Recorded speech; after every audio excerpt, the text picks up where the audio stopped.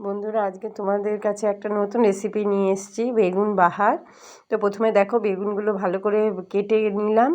এই যে মাঝখানে মাঝখানে তোমরা দেখে নাও। হ্যাঁ, এইভাবে কেটে তারপরে সব কটা বেগুন কাটলাম। তারপরে হলুদ লবণ দিয়ে মাখিয়ে কিছুক্ষণ রেখে দিব।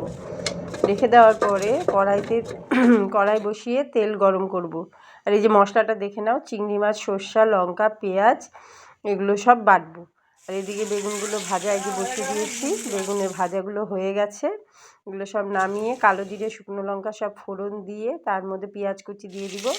ওটা ভাজা ভাজা হয়ে গেলে যে মশলাটা বেটে রেখেছিলাম ওই মশলাটা দিয়ে দেবো এর মধ্যে। ওটা কষানো হয়ে গেলে তেল ছেড়ে দিলে তারপরে যে লবণ হলুদ এগুলো সব দিয়ে ভালো করে এটাকে ভেজে জল দিয়ে দেবো। তবে জলটা একটু যখন ফুটে যাবে তখন এই বেগুনগুলো ছেড়ে দিব।